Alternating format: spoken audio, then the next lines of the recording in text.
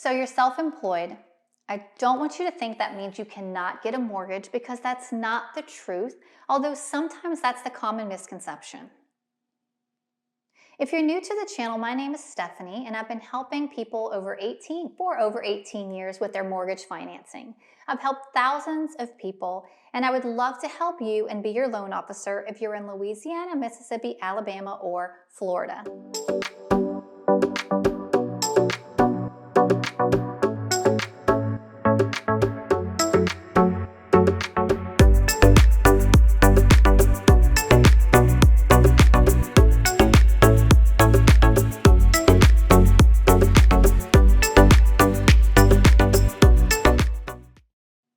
If you're new to the channel, thank you and welcome. Please be sure to subscribe, hit the like button if you're enjoying the content, and don't forget to hit the bell to be notified every time I drop a new video, which is every week.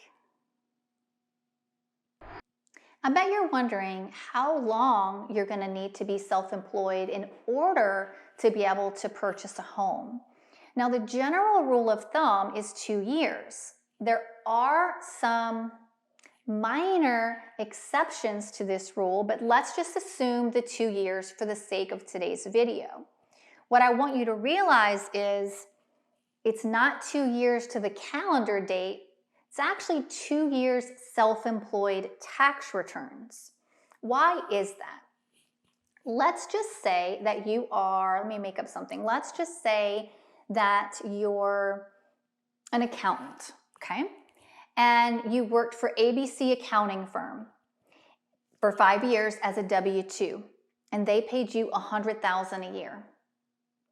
Let's say that you were able to get the exact amount of clients, and now you're an accountant that went out on your own, and you're still bringing in $100,000 a year. But now you're not W-2, you're self-employed.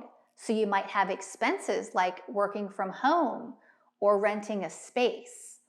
And now you might be able to write off your car if you're going to meet with clients, as an example. Or maybe now your cell phone is an expense because that's what you're using to communicate with clients, and so on and so forth. So you might start with gross receipts of $100,000, but now you're showing a net of $60,000. Which means you're saying to the IRS, I make $60,000, I don't make $100,000. And so the lender, and this is not exactly correct because we don't go by adjusted gross, but again, just for this conversation's sake, let's assume that that means the lender is going to use the $60,000 to qualify. Now, it's very sad, but it's something like less than 5% of businesses survive past the first 5 years. That would cause a lot of foreclosures and loan defaults if the guidelines were really lenient on self-employed borrowers. So they want to see that in this instance that you netted $60,000 in those 2 years, or maybe the first year 60 and the second year 70. They don't want to see declines. You know, hopefully you wouldn't made 100 and wrote it down to 10,000. I've seen things like that before, and then you can't really qualify for much of anything. Because you're not showing much income at all. So they want to look for stability. They want to make sure that you're not going to be in the 95% that doesn't succeed. That way you have the capacity to repay. They want to look at your gross receipts versus your expenses and what your net is. They want to take an average of that to determine what your income is. They want to make sure that your income is inclining and not declining. And those are some of the things that they're looking for. Now, this video is actually being recorded. I know it's going to air later, but it's being recorded in December of 2021, okay?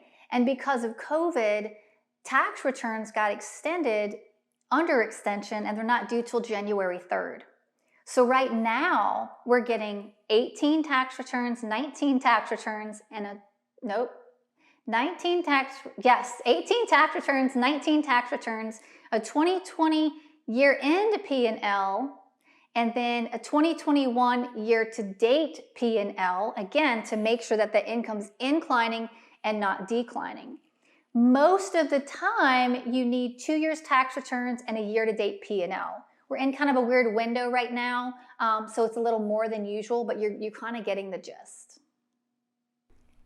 I'm going to do a quick little plug because I built a first-time homebuyers massive mortgage education course that I usually charge $597 for, and I'm going to drop a link below for all of you to purchase it at $97.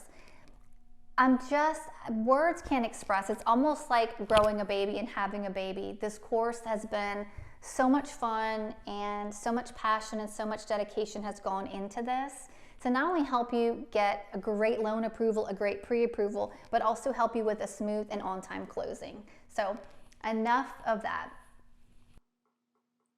The lender's also going to want to verify that your business is true and valid, and verify that through things like they'll look at the 2 years tax returns.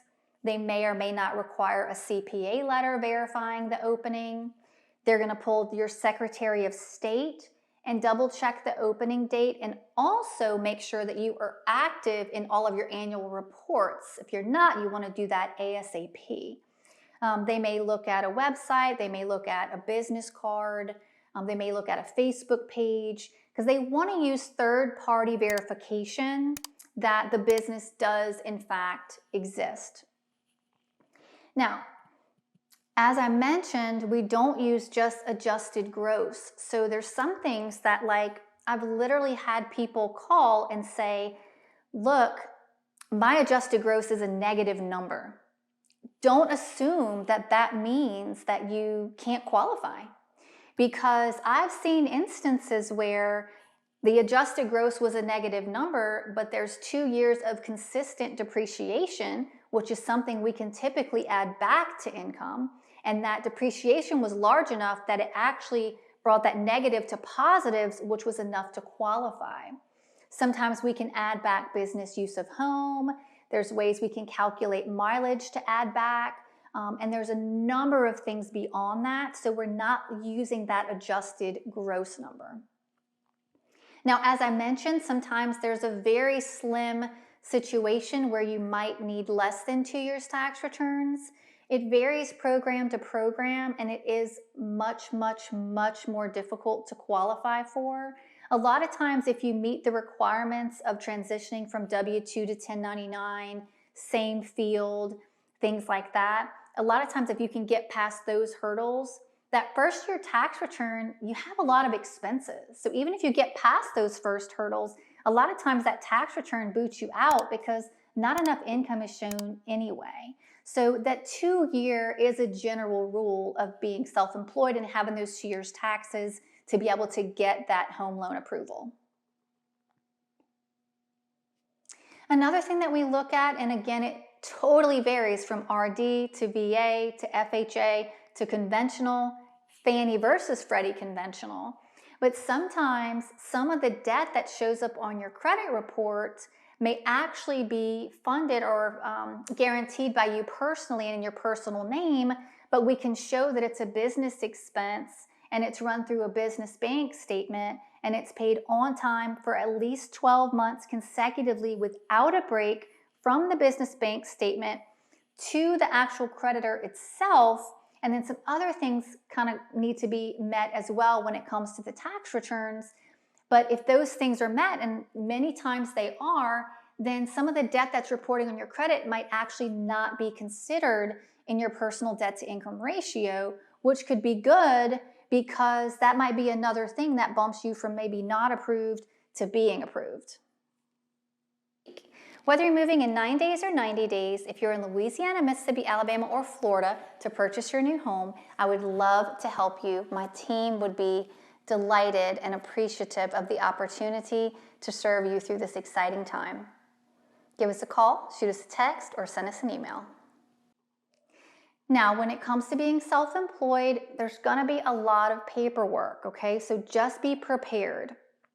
You're gonna need a couple business bank statements typically, a couple personal bank statements typically, an up-to-date Secretary of State, 2 years tax returns, all pages, all schedules, all K-1s if that applies to you, all W-2s if that applies to you, year-to-date P&Ls, that almost applies to everybody, Sometimes one business owns another business owns another business.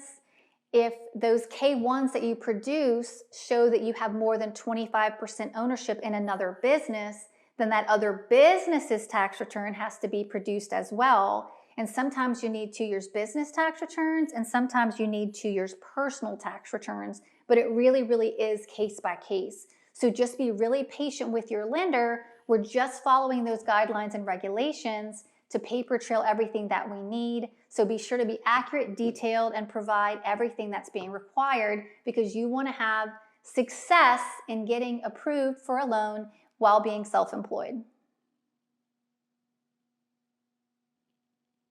Thank you so much for tuning in today. I really hope you enjoyed the comments. I look forward to, no, sorry about that.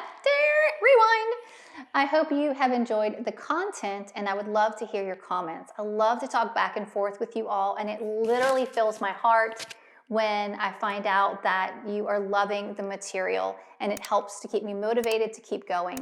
I love spreading financial education, mortgage education, and my goal is to spread mortgage peace. I'll see you in the next one.